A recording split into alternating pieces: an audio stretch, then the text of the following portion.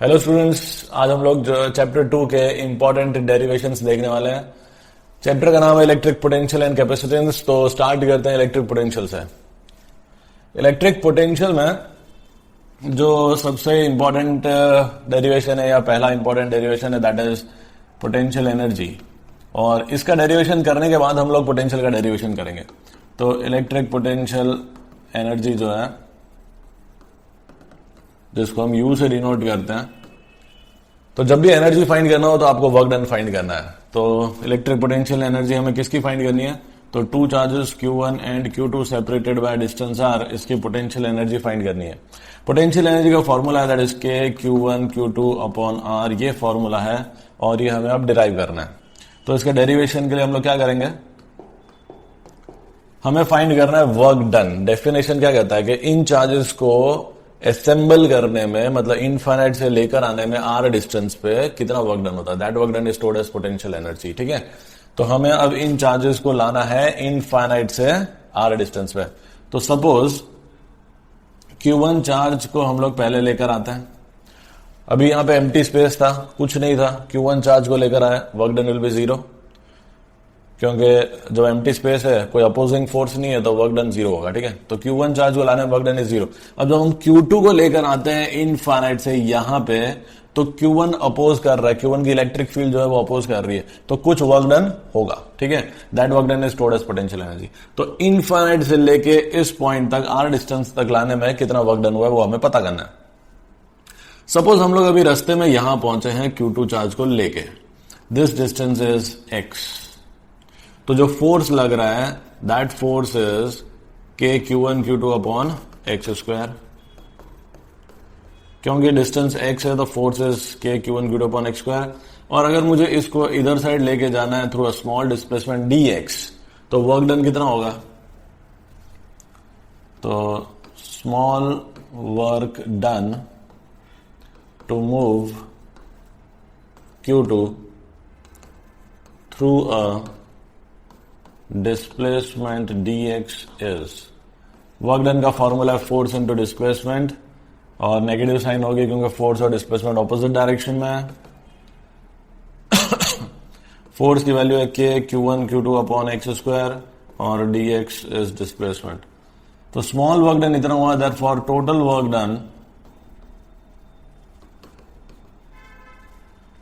Done to move Q2 from infinite to a distance r is, so total work done is integration of minus K Q1 Q2 upon x square dx from infinite to r। अब यहां पे ये common निकल जाएगा, minus K Q1 Q2 बाहर निकल जाएगा क्योंकि कांस्टेंट है। 1 अपॉन एक्स स्क्वायर का इंटीग्रेशन इज -1/x। इनफाइनाइट से r में लिमिट लगा देंगे, ये माइनस माइनस प्लस हो जाएगा, और जब लिमिट सब्सटीट्यूट करेंगे तो ये हमें मिल जाएगा K Q1 Q2 upon R, and this work done is stored as potential energy. Hence potential energy of two charges is this K Q1 Q2 by R, where R is the distance between these two charges। और यहां पे एक चीज ध्यान रखनी है कि जब भी पोटेंशियल एनर्जी का फॉर्मूला है, पॉजिटिव चार्ज अगर हो तो उसे हमें प्लस लिखना है, नेगेटिव चार्ज होगा तो माइनस लिखना है, मतलब चार्जेस को साइन के साथ लिखना है। जबकि कूलम्स लॉ में हम लोग मैग्नीट्यूड लेते हैं, पर कूलम्स लॉ अगर वेक्टर फॉर्म में है तो हम लोग वापस चार्जेस को साइन के साथ ही रखते हैं। ठीक है, अब ये जो वर्क डन है ये हम लोग यूज करेंगे पोटेंशियल के डेरिवेशन में।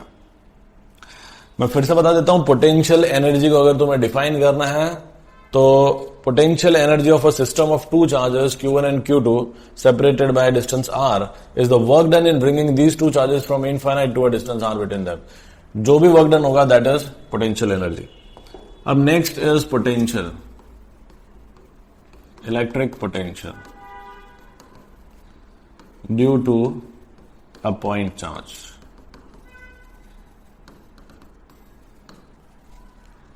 देखो, पोटेंशियल एट एनी पॉइंट, अगर हमारे पास कोई चार्ज Q है और R डिस्टेंस पे हमें पोटेंशियल फाइंड करना है, P पॉइंट पे पोटेंशियल फाइंड करना है, तो potential at any point is the work done in moving a unit charge from infinite to that point। किसी भी चार्ज को, कोई भी चार्ज ले लो, Q0 ले लो या यूनिट चार्ज ले लो 1 कूलम, उसको इनफाइनाइट से यहां तक लाने में जितना वर्क डन होगा डिवाइडेड बाय दैट चार्ज, जिस चार्ज को हम लोग लेके आ रहे हैं वो, that will be the potential. अब ऑलरेडी हम लोग डिराइव कर चुके हैं कि वर्क डन का जो फॉर्मूला होता है के Q1, ये Q1 है और ये Q2 है, Q1 Q2 अपॉन R। ये वर्क डन हुआ डिवाइडेड बाय Q0 कैंसिल हो जाएगा, this is KQ by R। तो पोटेंशियल का फॉर्मूला हो गया KQ बाई R। डेरिवेशन अगर आपको एग्जाम में आता है 3 मार्क में, तो आपको पहले वर्क डन का डेरिवेशन करना पड़ेगा, जैसा मैंने पोटेंशियल एनर्जी में बताया, और उसके बाद आप लोग वर्क डन का जो डेरिवेशन करने के बाद जो वैल्यू है वो सब्सटीट्यूट कर दो, ये वर्क डन का जो फॉर्मूला है वो रख दो, आपका आंसर आ जाएगा पोटेंशियल का। ठीक है, पोटेंशियल का यूनिट जो है वो हो जाएगा work done upon charge, work done का जूल, चार्ज का कूलम, या फिर आप लोग जो है वोल्ट भी लिख सकते हो। ठीक है, अब पोटेंशियल एक स्केलर क्वांटिटी है, तो यहां पे कोई डायरेक्शन वगैरह नहीं होगा, पॉजिटिव चार्ज है तो प्लस रखो, नेगेटिव चार्ज है तो माइनस रखो। अगर पॉजिटिव चार्ज की वजह से पोटेंशियल KQ बाई R है, तो नेगेटिव चार्ज अगर होगा तो उसकी वजह से R डिस्टेंस पे potential will be minus KQ by R। ठीक है, okay, next is potential due to a dipole, electric potential due to a dipole. अब ये भी एक इंपॉर्टेंट डेरिवेशन है, और ये डेरिवेशन बहुत इजी है, बस आपको इसमें थोड़ा डायग्राम वगैरह अच्छे से बना के कुछ 2 स्टेप्स स्टार्टिंग आने चाहिए, तो बाद में इजी हो जाता है। तो देखो, सबसे पहले 2 चार्जेस हैं, -Q और +Q, डाइपोल है। ठीक है, सेंटर से एट अ डिस्टेंस R, इस पॉइंट पे, S पॉइंट है, यहां पे हमें पोटेंशियल फाइंड करना है। पोटेंशियल के लिए हमारे पास जो है डिस्टेंस होना चाहिए चार्जेस से, तो Q चार्ज से सपोज डिस्टेंस इज R1, और -Q चार्ज से जो डिस्टेंस है दैट इज R2। तो जब हम पोटेंशियल की बात करेंगे, पोटेंशियल एट पॉइंट S की अगर हम बात करते हैं, तो पॉजिटिव चार्ज की वजह से हो जाएगा KQ बाई R1, और नेगेटिव चार्ज की वजह से हो जाएगा -KQ बाई R2। अब बस ये R1 और R2 को हमें R के टर्म्स में लिखना है। अगर हम वो नेक्स्ट स्टेप में लिख देंगे तो उसके बाद तो डेरिवेशन एकदम फिर बेसिक मैथ्स है। ठीक है, तो यहां पे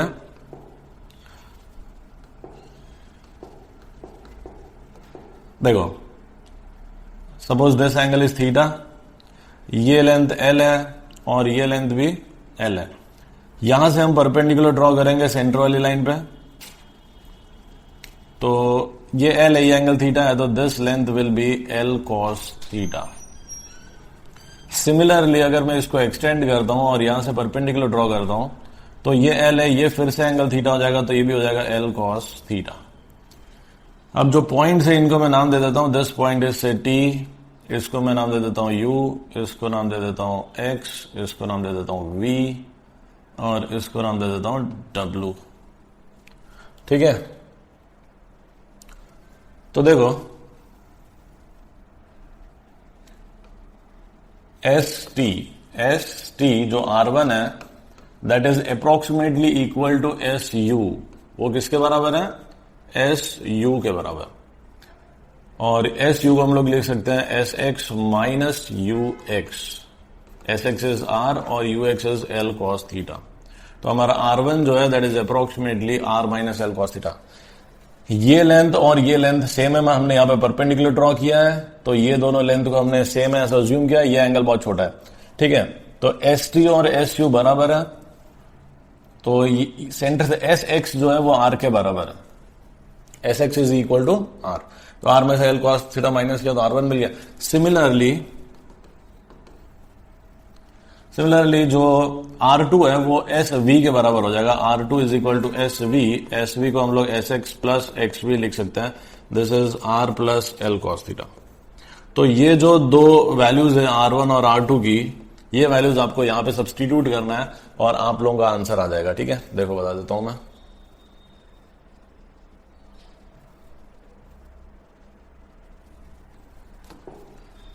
potential at point S is KQ common निकलेगा 1/R1 माइनस 1/R2, और R1 की वैल्यू सब्सटीट्यूट कर देता हूं मैं यहां से, R minus L cos theta, और ये हो जाएगा R plus L cos theta. ठीक है, एलसीएम ले लो, A minus B into A plus B का हो जाएगा A square minus B square. ठीक है, और जब ये क्रॉस मल्टीप्लाई करोगे तो L cos theta minus L cos theta हो जाएगा 2L cos थीटा, और ये R और R कैंसिल हो जाएगा। ठीक है, Q into 2L is dipole moment, तो ये हो जाएगा KP cos theta upon R square minus L square cos square theta. ये हो गया तुम्हारा पोटेंशियल एट एनी पॉइंट का जनरल फॉर्मूला। ठीक है, if R is greater than L, या फिर शॉर्ट डाइपोल की बात हो रही है यहाँ पे, dipole length is very short, उस केस में हम लोग क्या करेंगे, L को 0 कर दो, तो पोटेंशियल हो जाएगा KP cos theta upon R square. यहां पे अगर हम एक्सियल और इक्वेटोरियल पॉइंट की बात करेंगे तो एक्सियल पॉइंट पे थीटा की वैल्यू क्या होती है, 0। देखो ये पॉइंट को अगर मुझे एक्सियल पॉइंट बनाना है तो ये थीटा क्या कितना हो जाएगा, 0 हो जाएगा,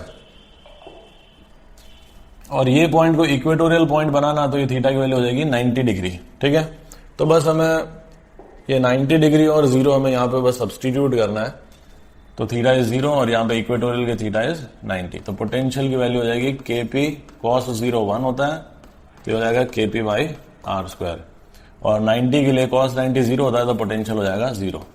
तो एक्सियल पॉइंट पे फॉर्मूला, इक्वेटोरियल पॉइंट पे फॉर्मूला, जनरल फॉर्मूला, और eight any point short dipole के लिए पोटेंशियल का ये फॉर्मूला। अब ये डेरिवेशन करते समय आप लोगों को जो है क्या करना है, स्टेटमेंट वगैरह खुद से लिखना है। स्टेटमेंट में आपको क्या करना है, डायग्राम को एक्सप्लेन करना है। अगर आप इतना काम करोगे तो आपको इसमें 3 मार्क्स जो भी है वो मिल जाएंगे। ठीक है, चलते हैं नेक्स्ट डेरिवेशन की तरफ। जो नेक्स्ट डेरिवेशन है that is relation between potential and electric field. अब यहां पे ये एक इक्विपोटेंशियल सरफेस है और ये दूसरा इक्विपोटेंशियल सरफेस है, इसका पोटेंशियल है V, इसका पोटेंशियल है V प्लस dV। अब यहां पे सपोज हमें किसी चार्ज को ये पॉइंट से ये पॉइंट पे लेके जाना है, दिस पॉइंट इज A और दिस पॉइंट इज B, और डिस्प्लेसमेंट जो है दैट इज dr। ठीक है, यहां से यहां पे लेके जाना है। इलेक्ट्रिक फील्ड जो है वो ये डायरेक्शन में, this is the direction of electric field, वो सब जगह है। ठीक है, अब जब हम किसी चार्ज को यहां से यहां पे लेके जा रहे हैं तो जो वर्क डन होगा वो 2 तरीके से होगा। ठीक है, देखो वर्क डन इज, पहला होगा फोर्स इनटू डिस्प्लेसमेंट करेंगे, तो अब फोर्स इलेक्ट्रिक फील्ड की वजह से फोर्स नीचे लग रहा है, डिस्प्लेसमेंट ऊपर है, तो नेगेटिव साइन होगा, या फिर आप cos 180 लिख सकते हो, और फोर्स की वैल्यू है Q इंटू E और डिस्प्लेसमेंट इज dr। तो एक तो वर्क डन हुआ ये, दूसरा वर्क डन जो है वो होगा चार्ज इनटू पोटेंशियल डिफरेंस।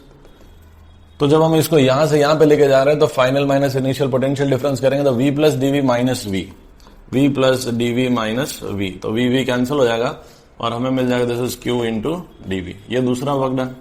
ये जो 2 वर्क डन के फॉर्मूलाज इनको इक्वेट कर दो, हमारा आंसर आ जाएगा। ठीक है, तो इन दोनों की मदद से मैं लिखूंगा minus QE dr is equal to Q into dV, E is equal to minus dV by dr। तो ये हमारा रिलेशन है इलेक्ट्रिक फील्ड और पोटेंशियल डिफरेंस के बीच में, और यहां से हम लोग पोटेंशियल अगर गिवन है तो इलेक्ट्रिक फील्ड फाइंड कर सकते हैं, और इलेक्ट्रिक फील्ड अगर गिवन है तो पोटेंशियल की वैल्यू भी कैलकुलेट की जा सकती है। ठीक है, तो डेरिवेशन जो है थोड़ा रेयरली आता है, पर अगर 2 मार्क में आता है तो आप इसको लिख सकते हो। अब एक इंपॉर्टेंट डेरिवेशन बताता हूं, ध्यान से सुनना, उस पर कॉन्सेप्चुअल क्वेश्चन भी बनता है, शायद मैंने लास्ट वीडियो में बताया था, work done in rotating a dipole from stable to unstable equilibrium. तो साथ में वो कॉन्सेप्चुअल क्वेश्चन भी बता दूंगा और एक डेरिवेशन भी बता देता हूं। डेरिवेशन ये है कि वर्क डन कितना होता है, या पोटेंशियल एनर्जी भी कह सकते हो, पोटेंशियल एनर्जी ऑफ डाइपोल हम लोग जो है फाइंड कर रहे हैं, या work done to rotate the dipole from θ1 to θ2 in uniform electric field. Dipole को यूनिफॉर्म इलेक्ट्रिक फील्ड में रोटेट कर रहे हैं तो कितना वर्क डन होता है। ठीक है, तो ये है uniform electric field. Suppose dipole ऐसा रखा, this is minus Q plus Q, और इनिशियली जो है डाइपोल एंगल थीटा पे है। ठीक है, तो हमें पता है कि जो टॉर्क लगता है that is PE sine theta. ये जो एंगल है अभी इस पे टॉर्क कितना लग रहा है, PE साइन थीटा। अब इस डाइपोल को अगर मैं मान लो रोटेट कर रहा हूं और ये इतना रोटेट हो जाता है by small angle d theta, तो जो वर्क डन होगा that is torque into angular displacement. जैसे work done force into displacement होता है, यहां पे टॉर्क इनटू एंगुलर डिस्प्लेसमेंट। अब टॉर्क की वैल्यू रख दो PE साइन थीटा और डिस्प्लेसमेंट जो है वो थीटा। ठीक है, ये हुआ small work done to rotate the dipole from small angle D theta. तो टोटल वर्क डन थीटा 1 से थीटा 2 के लिए कितना होगा? तो total work done integration from theta 1 to theta 2 PE sine theta d theta. यहां पे ये पीई कांस्टेंट है, साइन का इंटीग्रेशन होता है माइनस कॉस थीटा और लिमिट रखेंगे थीटा 1 से थीटा 2, तो हमें आंसर मिल जाएगा this is cos theta 1 minus cos theta 2। ये वर्क डन का फॉर्मूला है to rotate the dipole from angle theta 1 to theta 2। अब अगर हमें कॉन्सेप्चुअल क्वेश्चन पूछा है कि भाई स्टेबल इक्विलिब्रियम से अनस्टेबल इक्विलिब्रियम में डायपोल को रोटेट करना है, ठीक है, तो वर्क डन कितना? तो स्टेबल इक्विलिब्रियम के थीटा की वैल्यू होती है 0 और अनस्टेबल के लिए थीटा की वैल्यू होती है 180 डिग्री। आप ये वैल्यूज यहां पर सब्सटीट्यूट कर दो तो वर्क डन हो जाएगा this is cos 0 minus cos 180 and this is 2 times PE. बहुत इंपॉर्टेंट क्वेश्चन है, बहुत इंपॉर्टेंट डेरिवेशन है, कई बार बोर्ड में पूछा जा चुका है, तो इस पर थोड़ा फोकस करेंगे। और अब हम लगे हाथों इसमें पोटेंशियल एनर्जी को भी कैलकुलेट कर लेते हैं। जब पोटेंशियल एनर्जी फाइंड करना होता है तब हम लोग क्या करते हैं, ये जो फॉर्मूला है वर्क डन का, इसमें हम लोग थीटा 1 को लेते हैं 90 डिग्री और थीटा 2 को हम लोग लेते हैं थीटा। ऐसा क्यों करते हैं मैं बताऊंगा, ध्यान से सुनना। सबसे पहले तो हमें फाइंड करना है कि अगर इलेक्ट्रिक फील्ड इस डायरेक्शन में और डायपोल ऐसा रखा हुआ हो एट एन एंगल थीटा, ठीक है, this is minus Q, this is plus Q, इस पोजीशन पे इसके पास एनर्जी कितनी है वो हमें फाइंड करना है। उसी को हम लोग पोटेंशियल एनर्जी ऑफ डायपोल कह रहे हैं एट एनी एंगल। तो हमने क्या किया है कि पहले एंगल ऐसा रखा है कि डायपोल पहले कैसा था, ऐसे 90 डिग्री पे, फिर उसको रोटेट कर रहा है थीटा डिग्री पे। यहां पे थीटा 1 और थीटा 2 क्या है? Theta 1 is the initial angle between P and E, theta 2 is the final angle between P and E. और ये एंगल हम लोग हमेशा क्लॉकवाइज डायरेक्शन में लेंगे दोनों केस में, या दोनों में एंटी क्लॉकवाइज, मतलब फिक्स लेना है। अगर P इधर है और E इधर है तो तुम अगर पहला एंगल थीटा 1 ऐसा ले रहे हो, थोड़ी देर के बाद डायपोल जब रोटेट होता है तो मान लो इलेक्ट्रिक फील्ड तो इधर ही है पर P इधर आ जाता है, तो अब तुम अगर एंगल ऐसा लोगे तो तुम्हें नेगेटिव लेना पड़ेगा। तो इसीलिए अगर तुमने पहले क्लॉकवाइज लिया तो बाद में भी क्लॉकवाइज लो, ठीक है। थीटा 1 और थीटा 2 क्लियर है। तो हम लोग क्या कर रहे हैं, यहां पे हम लोग थीटा 1 को ले रहे हैं 90 डिग्री और थीटा 2 को ले रहे हैं थीटा। 90 डिग्री इसलिए ले रहे हैं क्योंकि इनफाइनाइट से जब चार्जेस को 90 डिग्री पे लेकर आते हैं तब तक कोई वर्क डन नहीं होता, या यूं कह सकते हो कि पॉजिटिव चार्ज को लाने में जो वर्क डन होता है नेगेटिव चार्ज को लाने में उतना ही नेगेटिव वर्क डन होता है, तो नेट वर्क डन इज 0। अब हम जब इनफाइनाइट से यहां तक 0 वर्क डन हुआ तो यहां से थीटा एंगल तक वर्क डन कितना, that is the total work done, और total work done is potential energy. तो हम इस इक्वेशन में बस हमें क्या करना है, थीटा 1 को 90 रख देना है और थीटा 2 को थीटा, तो ये हो जाएगा minus PE cos theta, this is minus P dot E. This work done is stored as potential energy, तो पोटेंशियल एनर्जी हो जाती है माइनस पी डॉट ई। अब स्टेबल इक्विलिब्रियम में एनर्जी जो होती है वो मिनिमम होती है, तो स्टेबल इक्विलिब्रियम में थीटा को 0 रखोगे तो एनर्जी हो जाएगा minus PE, cos 0 is 1। Unstable equilibrium में एनर्जी मैक्सिमम होती है, कॉस 180 इज -1, तो ये हो जाएगा plus PE. This is the maximum energy and this is the minimum energy, ठीक है। तो पोटेंशियल से रिलेटेड जो भी इंपॉर्टेंट डेरिवेशंस थे, जो भी कॉन्सेप्ट थे, वो मैंने आप लोगों को बताया। अब हम लोग जो है कैपेसिटर की तरफ चलते हैं। कैपेसिटर में बच्चों 3-4 इंपॉर्टेंट डेरिवेशंस है, जैसे capacitance of PPC parallel plate capacitor, और फिर उसमें डाइलेक्ट्रिक स्लैब इंट्रोड्यूस करते हो तो कैपेसिटेंस कितना हो जाता है, और फिर एनर्जी ऑफ अ कैपेसिटर और एनर्जी डेंसिटी। ये तीन टॉपिक है जो ज्यादा इंपॉर्टेंट है, और इसके अलावा जो भी है वो थोड़े बहुत कंसिडर करना है। तो मैं कुछ एक आध कॉन्सेप्ट और ऐड कर दूंगा, न्यूमेरिकल वाला कॉन्सेप्ट इसमें ऐड कर दूंगा कि जब डाइलेक्ट्रिक स्लैब इंट्रोड्यूस करते हैं कैपेसिटर में तो कौन से पैरामीटर्स कैसे कैसे चेंज होते हैं, ठीक है। तो स्टार्ट करते हैं सबसे पहले capacitance of a PPC, that is capacitance of a parallel plate capacitor, ठीक है। अब जब भी कैपेसिटेंस फाइंड करना है तो सबसे पहले हम लोग क्या करते हैं, पोटेंशियल डिफरेंस फाइंड करते हैं बिटवीन द प्लेट्स, ठीक है। ये हमें ध्यान रखना है हमेशा, पोटेंशियल डिफरेंस फाइंड करना है। जब पोटेंशियल डिफरेंस हमें मिल जाता है तो उस पोटेंशियल डिफरेंस को हम लोग Q अपॉन C से इक्वेट कर देंगे, ठीक है। तो यहां पे जो भी वैल्यू आएगी वो हम लोग Q अपॉन C से इक्वेट कर देंगे, Q की वैल्यू कैंसिल हो जाएगी और C की वैल्यू हमें मिल जाती है। तो देखो, अगर हमारे पास 2 प्लेट्स है, ठीक है, ये पॉजिटिव प्लेट है और ये नेगेटिव प्लेट है, तो इन 2 प्लेट्स के बीच में इलेक्ट्रिक फील्ड होती है, और ये जो इलेक्ट्रिक फील्ड होती है this is sigma by epsilon not. Already Gauss law के एप्लीकेशन में हम लोग देख चुके हैं कि एक सिंगल शीट की वजह से इलेक्ट्रिक फील्ड होती है सिग्मा बाई 2 एप्सिलॉन नॉट। तो इसके वजह से सिग्मा बाई 2 और इसके वजह से भी सिग्मा बाई 2, तो दोनों इलेक्ट्रिक फील्ड क्योंकि सेम डायरेक्शन में होंगे तो वो ऐड हो जाएंगे। Net electric field will sigma by epsilon nought. और distance between the plates is D, तो जो पोटेंशियल डिफरेंस होगा, potential difference between the plates, वो हो जाएगा V is equal to E into D. ठीक है, अब इलेक्ट्रिक फील्ड की value sigma by epsilon nought और डिस्टेंस इज डी, सिग्मा को लिख दो Q by A. Sigma is the surface charge density Q upon A. अब ये Q कैंसिल हो जाएगा और C की वैल्यू मिल जाएगी epsilon not A upon D. तो कोई भी डेरिवेशन जो है वो काफी सिंपल हो सकता है अगर आप लोग कुछ स्टेप्स वगैरह फॉलो करो। तो ये स्टेप आप हमेशा फॉलो करो, आपको कभी भी पोटेंशियल कैपेसिटेंस फाइंड करने में प्रॉब्लम नहीं होगी। एक सिंपल सा कॉन्सेप्ट और ले लेते हैं कि capacitance of an isolated sphere, और ये मैं सिर्फ इसीलिए ले रहा हूं ताकि तुम ये स्टेप को फिर से एक बार समझ सको। तो एक आइसोलेटेड स्फीयर है जिसके ऊपर positive charge Q uniformly distributed है। ठीक है, और ये रेडियस कितना है R। जब एक सिंगल बॉडी होती है या सिंगल मेटल होता है तो सेकंड मेटल को हम लोग इनफाइनाइट पे कंसिडर करते हैं, और वहां पे इनफाइनाइट पे जो पोटेंशियल होता है दैट इज 0। अब यहां पे जो पोटेंशियल है हमें पता है सरफेस पे potential is KQ by R। Infinite पे पोटेंशियल 0 है तो पोटेंशियल डिफरेंस भी कितना होगा, KQ बाई R। तो हमने सबसे पहले निकाल लिया पोटेंशियल डिफरेंस की वैल्यू KQ बाई R। अब पोटेंशियल डिफरेंस की जगह Q बाई C रख दो, Q कैंसिल हो जाएगा, C की वैल्यू मिल जाएगी R upon small k which is 4 pi epsilon not R। तो कैपेसिटेंस जो है वो रेडियस पे डिपेंड कर रहा है, जितना ज्यादा रेडियस होगा स्फीयर का उतना ज्यादा कैपेसिटेंस होगा। ठीक है, तो ये चीजें ध्यान में रखनी है। उसके बाद effect of dielectric slab on capacitance of a PPC. अब हम दो प्लेट के बीच में डाइलेक्ट्रिक स्लैब को इंट्रोड्यूस कर रहे हैं तो क्या होता है। अब डाइलेक्ट्रिक क्या होता है पहले मैं आपको बता देता हूं। डाई इलेक्ट्रिक मतलब इलेक्ट्रिसिटी की दो प्रॉपर्टीज है इसके पास। इनिशियली वो एक इंसुलेटर की तरह बिहेव करता है, पर जब हम हाई इलेक्ट्रिक फील्ड देते हैं तो वो कंडक्ट करने लगता है। तो वो इनिशियली एक इंसुलेटर है, बाद में कंडक्टर बन जाता है, तो इसलिए नाम है उसका डाई इलेक्ट्रिक। तो यहां पर हमारे पास पॉजिटिव प्लेट है और ये नेगेटिव प्लेट है। ठीक है, इसके बीच में हमने जो है एक डाइलेक्ट्रिक इंट्रोड्यूस कर दिया।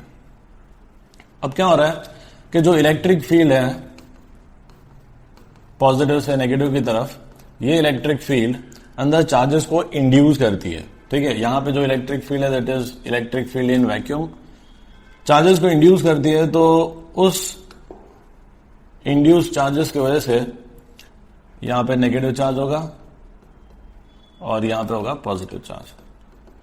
इस पॉजिटिव चार्ज और नेगेटिव चार्ज की वजह से अंदर इलेक्ट्रिक फील्ड जनरेट होती है और इसको हम लोग कहते हैं इंड्यूस्ड इलेक्ट्रिक फील्ड। अब जो नेट इलेक्ट्रिक फील्ड होगी वो नेट इलेक्ट्रिक फील्ड इस डायरेक्शन में होती है और वो होती है EM, इलेक्ट्रिक फील्ड है मीडियम। ध्यान देंगे अगर EV जो है इलेक्ट्रिक फील्ड इन वैक्यूम वो 10 है और अंदर जो इंड्यूस्ड हुई है वो मान लो 2 है, तो ये वैल्यू 8 होगी। 10 माइनस 2 दैट इज 8। तो हम लिखेंगे इलेक्ट्रिक फील्ड इन मीडियम को electric field in vacuum minus the induced electric field. ठीक है, और यहां पे दो प्लेट्स के बीच में हमने डिस्टेंस जो है D रखा है और thickness of the slab is T। ठीक है, सबसे पहला स्टेप फिर से हम लोग लिखेंगे पोटेंशियल डिफरेंस। तो potential difference between the plates is, potential difference को हम क्या लिखेंगे, अच्छा सुनना। देखो इसके पहले हमारे पास पैरेलल प्लेट था, बीच में एयर थी या वैक्यूम था, इलेक्ट्रिक फील्ड थी E और डिस्टेंस कितना था D। तो पूरे D डिस्टेंस में इलेक्ट्रिक फील्ड E थी तो हमने पोटेंशियल डिफरेंस को लिखा था E इंटू डी। अब यहां पे ऐसा नहीं है, यहां पे आप देख सकते हो कि T डिस्टेंस में EM है। ठीक है, तो हम ऐसा लिखेंगे EM इंटू टी, और बाकी का जो डिस्टेंस है that is D minus T, उसमें इलेक्ट्रिक फील्ड EV है तो मैं प्लस करूंगा EV into D minus T. T distance में इलेक्ट्रिक फील्ड EM है और D माइनस टी डिस्टेंस में इलेक्ट्रिक फील्ड EV है, दोनों को ऐड कर दो, total potential difference between the plates मिल जाएगा। अब इलेक्ट्रिक फील्ड इन मीडियम और इलेक्ट्रिक फील्ड इन वैक्यूम, ठीक है, इन दोनों का जो रेशियो है that is capital K। Force in vacuum upon force in medium capital K होता है, डाइलेक्ट्रिक कांस्टेंट। तो यहां पे electric field in vacuum upon electric field in medium भी कैपिटल K होता है। यहां से EM की वैल्यू मिल जाएगी EV अपॉन कैपिटल K। तो ये हो जाएगा EV upon capital K T plus EV into D minus T. EV common निकाल लो, डी माइनस टी को पहले लिख रहा हूं प्लस टी अपॉन कैपिटल के, और सामने है पोटेंशियल। अब बस अब और एकदम इजी हो गया। इलेक्ट्रिक फील्ड हमें पता है, इसके जस्ट पहले वाले डेरिवेशन में इलेक्ट्रिक फील्ड को सिग्मा बाय एप्सिलॉन लिखा था। ये चीज रिपीट करना है आपको, D minus T plus T by के, सिग्मा को लिख दो Q upon A, D minus T plus T by के, और पोटेंशियल डिफरेंस की जगह लास्ट में हम लोग क्यू बाई सी रख देंगे, क्यू क्यू कैंसिल हो जाएगा और हमें सी की वैल्यू मिल जाएगी epsilon nought A upon D minus T plus T by के। और बच्चों ध्यान रखना कि ये जो कैपेसिटेंस है ये पहले वाले कैपेसिटेंस के कंपैरिजन में थोड़ा ज्यादा है। क्यों ज्यादा है? क्योंकि पहले जो कैपेसिटेंस था C is epsilon nought A upon D, अब ये है epsilon nought A upon D minus something. Minus something मतलब ये वाला टर्म कम हो गया है और ये कम हुआ है तो ये वाला टर्म बढ़ गया, तो कैपेसिटेंस बढ़ गया। अब अगर आप पूरा के पूरा इसको फिल कर दोगे, ठीक है, if d is equal to T या t is equal to D, मतलब पूरा मैंने अब जो प्लेट्स के बीच का डिस्टेंस है उसको डाइलेक्ट्रिक से फिल कर दिया, तो यहां पर रख दो तो c की वैल्यू मिल जाएगी epsilon not a upon D minus D plus D by के। डी डी कैंसिल हो जाएगा, k ऊपर चलेगा, this is k times epsilon not a by D, this is k times capacitance in air.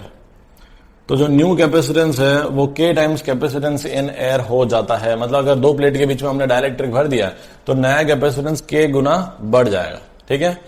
और अगर metal भर दिया आपने तो मेटल के लिए k का वैल्यू इनफाइनाइट होता है, तो कैपेसिटेंस विल बी इनफाइनाइट। देखो मेटल का कॉन्सेप्ट एकदम सिंपल है।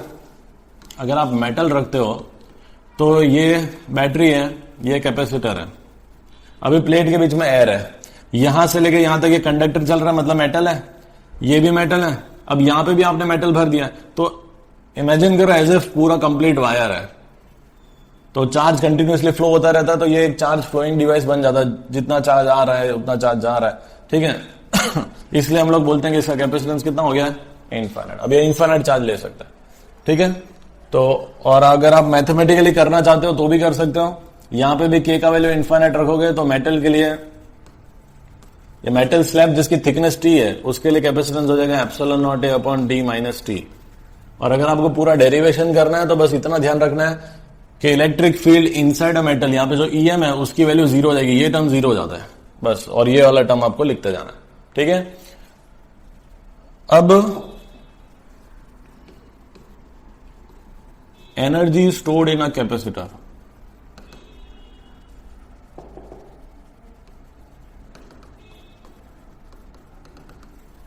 मैं हमेशा आप लोगों को बताता हूं बच्चों के, जब भी आपको एनर्जी वगैरह फाइंड करना हो तो आप वर्क डन फाइंड किया करो।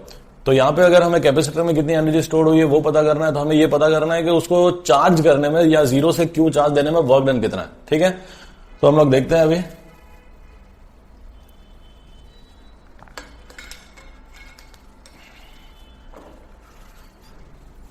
देखो सपोज मान लो कि हमारे पास एक कैपेसिटर है और उसके पास ऑलरेडी हमने कुछ चार्ज दे दिया है, हमें टोटल चार्ज तो जीरो से क्यू देना है, पर हम जीरो से उसको कुछ चार्ज देते देते स्मॉल क्यू तक हमने उसको चार्ज दे दिया, उसका कैपेसिटेंस है सी, तो वो जो पोटेंशियल होगा, potential difference between the plates is Q upon C. इतना क्लियर है। अब जब हम इसको और कोई चार्ज देंगे डी क्यू तो हमें वर्क डन करना पड़ेगा, क्योंकि कैपेसिटर में पहले से ही चार्ज क्यू है, अब हम और डी क्यू दे रहे हैं, पहले से पॉजिटिव चार्ज है, हम और पॉजिटिव चार्ज दे रहे हैं, पॉजिटिव पॉजिटिव रिपेल, तो हमें वर्क डन करना पड़ता है। तो that small work done is charge into potential difference, तो पोटेंशियल डिफरेंस है क्यू बाई सी और जो चार्ज है वो है डी क्यू। इतना वर्क डन हुआ डी क्यू चार्ज ट्रांसफर करने में, तो जीरो से क्यू चार्ज ट्रांसफर करने में वर्क डन कितना, तो total work done is integration of D W from zero से capital Q, this is integration Q by C D Q, zero से कैपिटल क्यू। क्यू कांस्टेंट है, sorry C constant, उसको बाहर निकालेंगे तो 1/c बाहर निकल गया, क्यू का इंटीग्रेशन हो जाएगा क्यू स्क्वायर बाई 2, लिमिट्स लगा दो जीरो से लेके कैपिटल क्यू और तुम्हारा आंसर आ जाएगा this is Q square by 2। तो आंसर है Q square by 2c is the work done is stored as potential energy. अब क्योंकि Q is equal to CV होता है तो ये हो जाएगा हाफ CV स्क्वायर, और फिर से CV की जगह हम Q रखेंगे तो ये हो जाएगा हाफ Q इंटू V। तो ये तीन फॉर्मूलाज हैं for finding the potential energy या energy stored in a capacitor, और उसका आंसर है ये, ठीक है। ये फॉर्मूला हम लोग ज्यादातर तब यूज करते हैं जब कैपेसिटर जो है वो सीरीज में हो, क्योंकि सीरीज में चार्ज कांस्टेंट रहता है। तो एनर्जी जो होता है that is inversely proportional to its capacitance. और ये फॉर्मूला हम यूज करते हैं जब पैरेलल में हो, और ये फॉर्मूला रेयरली यूज होता है, या अदरवाइज आपको क्यू और वी की दोनों वैल्यू पता है तो आप ये कभी भी यूज कर सकते हो। ठीक है, अब एक चीज ध्यान रखना है कि जो बैटरी वर्क डन करती है, सुनना अच्छे से, work done by the battery in charging the capacitor is Q into V. अगर हमारे पास यहाँ पे एक कैपेसिटर है और हमारे पास एक बैटरी है जिसका पोटेंशियल इतना है वी, तो हमें पता है कि जब ये चार्ज हो जाएगा तो इसके अक्रॉस एनर्जी जो होगी वो कितनी होगी, हाफ क्यू इंटू वी। ये बैटरी कितना वर्क डन कर रहा है, तो बैटरी में से जो चार्ज फ्लो हो रहा है वो क्यू हो रहा है, तो work done by the battery is charge into potential difference. Battery work done इतना कर रही है, एनर्जी स्टोर इतना हो रही है, एनर्जी स्टोर कितनी हो रही है, half Q V. Work done इतना हो रहा है, आधी एनर्जी स्टोर हो रही है, तो एनर्जी लॉस्ट कितनी हो गई, तो एनर्जी लॉस्ट भी हो गई हाफ क्यू इंटू वी। आधी स्टोर हो रही थी, आधी लॉस्ट हो गई। तो ये तीन चीजें आप लोगों को याद रखनी है, ये कॉन्सेप्चुअल क्वेश्चन या एमसीक्यू वगैरह में पूछा जा सकता है। ठीक है, अब हम लोग एनर्जी डेंसिटी की बात करते हैं।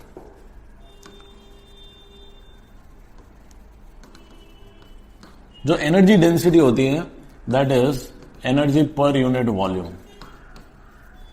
अब एनर्जी जो स्टोर होती है कैपेसिटर में that is in the form of electric field between the plates. दो प्लेट होती है, उसके बीच में जो इलेक्ट्रिक फील्ड होती है उसमें एनर्जी स्टोर होती है। तो एनर्जी कितने वॉल्यूम में होती है, तो देखो अगर हमारी प्लेट है उसका एरिया इज ए, ठीक है, दोनों प्लेट का एरिया ए है और डिस्टेंस कितना है डी, तो ये जो वॉल्यूम है पूरा, this volume will be A into D. ठीक है, और एनर्जी का फॉर्मूला अभी हमने लिखा half C V square. C की वैल्यू रख दो बस, epsilon nought A by D, और पोटेंशियल डिफरेंस होता है ई इंटू डी।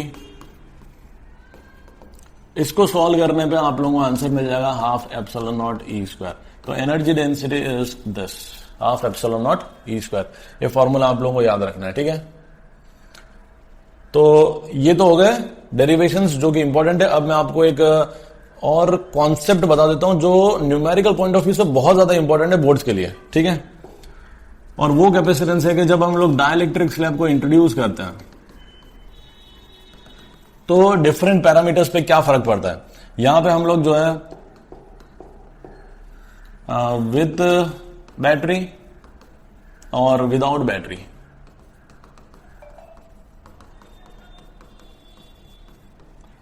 अच्छे से सुनना, हमने एक कैपेसिटर को चार्ज किया है, बैटरी कनेक्ट करके कैपेसिटर को चार्ज किया है। चार्ज करने के बाद हम डाइलेक्ट्रिक स्लैब उसमें इंट्रोड्यूस कर रहे हैं। दो बातें होती है, या तो हमने बैटरी को कनेक्टेड रखा है अभी, और दूसरी बात है कि बैटरी को हमने डिस्कनेक्ट कर दिया। दोनों ही केस में अलग अलग चीजों पे क्या फर्क पड़ता है वो बता रहा हूं। तो सबसे पहले ध्यान रखेंगे, अगर बैटरी कनेक्टेड है तो जो पोटेंशियल डिफरेंस है कैपेसिटर के क्रॉस वो हमेशा सेम रहने वाला, उसमें चेंजेस नहीं होगा। तो हम लिखेंगे कि the new potential difference is equal to the original potential difference, अगर बैटरी कनेक्टेड है तो। और बैटरी अगर डिस्कनेक्टेड है, ठीक है, चार्ज करने के बाद, डाइलेक्ट्रिक इंट्रोड्यूस करने के बाद बैटरी हमने डिस्कनेक्ट कर दी है, तो बैटरी अगर डिस्कनेक्टेड है तो ये एक आइसोलेटेड सिस्टम होता है, और आइसोलेटेड सिस्टम में चार्ज जो होता है वो कांस्टेंट होता है। तो यहां पे new charge is equal to the original charge, और यहां पे new potential is equal to the original potential difference. ठीक है, दूसरी बात, जब भी डाइलेक्ट्रिक स्लैब इंट्रोड्यूस करते हैं कैपेसिटर में तो हमें पता है उसकी कैपेसिटेंस बढ़ जाती है। तो new capacitance is K times original capacitance, यहां पे भी new capacitance is K times original capacitance, whether battery is connected और डिस्कनेक्टेड। ठीक है, तो ये आप लोगों को दो चीजें अगर पता चल जाती है फिर बाकी चीजें फाइंड करना तो बहुत ईजी है। V और C की मदद से हम लोग को Q मिल जाएगा, क्योंकि Q इज इक्वल टू होता है CV, तो ये हो जाएगा KC into V, this is K times original charge. ठीक है, तो अब देखो जो नया चार्ज है वो ओरिजिनल चार्ज का K टाइम्स हो गया, मतलब चार्ज बढ़ गया है। आपने डाइलेक्ट्रिक स्लैब इंट्रोड्यूस किया तो और चार्ज फ्लो हुआ है कैपेसिटर में। ठीक है, तो Q dash is K times Q। यहां पे दो चीजें हमें पता है, तीसरी चीज पोटेंशियल, पोटेंशियल होता है Q अपॉन C, तो Q डैश की वैल्यू Q है, C डैश की वैल्यू K टाइम्स C है, और Q अपॉन C को हम लोग V लिखेंगे। तो बैटरी डिस्कनेक्टेड होने के बाद पोटेंशियल डिफरेंस कम हो जाता है, ये हो जाता है V बाई K। अब नेक्स्ट इज इलेक्ट्रिक फील्ड। तो इलेक्ट्रिक फील्ड जो है उसको हम लोग लिख सकते हैं V बाई D। ठीक है, तो डिस्टेंस बिटवीन द प्लेट्स तो हम लोग चेंज नहीं कर रहे हैं, पोटेंशियल डिफरेंस भी सेम है, तो इलेक्ट्रिक फील्ड में यहां पे भी कोई अंतर नहीं आया है। यहां पे अगर हम इलेक्ट्रिक फील्ड की बात करें तो यहां पे पोटेंशियल कम हो गया है, तो दिस इज V अपॉन के, new potential is V upon के, और डिस्टेंस सेम है, तो this is the original electric field upon capital के। तो इलेक्ट्रिक फील्ड रिड्यूस हुई है। यहां पे जब हम लोग बैटरी डिस्कनेक्ट करते हैं तो इलेक्ट्रिक फील्ड कम हो जाती है, और इसमें इलेक्ट्रिक फील्ड में कोई चेंज नहीं है, बिकॉज पोटेंशियल भी सेम है, डिस्टेंस भी सेम है। And last is energy. अब क्योंकि यहां पे ध्यान देंगे कि पोटेंशियल सेम है, तो जो एनर्जी का फॉर्मूला है मैं हाफ CV² यूज करता हूं, और यहां पे चार्ज सेम है तो यहां पे मैं Q²/2C यूज करूंगा। तो एनर्जी इज हाफ CV², नया कैपेसिटेंस नया पोटेंशियल, नया कैपेसिटेंस इज K टाइम्स पुराना capacitance, and potential is same, तो ये हो जाएगा K times half CV², this is K times original energy. तो जो नई एनर्जी वो भी बढ़ गई है। यहां पे अगर हम एनर्जी की बात करेंगे तो Q²/2C, चार्ज सेम है, कैपेसिटेंस K टाइम्स बढ़ गया है, तो ये हो जाएगा 1/K टाइम्स Q²/2C, तो ये हो जाएगा दिस इज U/K। तो जो न्यू एनर्जी है वो घट गई है। तो ये 5 चीजें जो है वो आप लोग याद रखना है कि capacitance, potential, charge, electric field और एनर्जी पे क्या फर्क पड़ता है डाइलेक्ट्रिक स्लैब इंट्रोड्यूस का when the battery is connected और डिसकनेक्टेड। या तो कॉन्सेप्चुअल क्वेश्चन में यही पूरा जो मैंने अभी बताया वही पूछा जा सकता है, या फिर इससे रिलेटेड कोई न्यूमेरिकल पूछा जा सकता है। ठीक है, तो जितना मुझे याद था इंपॉर्टेंट डेरिवेशंस और वो सब मैंने आप लोगों को बता दिया है। अगर कोई भी टॉपिक मिस हो जाता है तो मैं आप लोगों को नेक्स्ट वीडियो में ऐड कर दूंगा। ठीक है, मेरे ख्याल से पोटेंशियल एंड कैपेसिटेंस से रिलेटेड सारे इंपॉर्टेंट डेरिवेशंस हो गए हैं। अगर आप लोगों को ये वीडियो अच्छा लगा हो तो इसे लाइक करें, सब्सक्राइब करें चैनल को, और जितना हो सके अपने फ्रेंड्स के साथ इसको शेयर करें ताकि सबको बेनिफिट हो। Thank you students.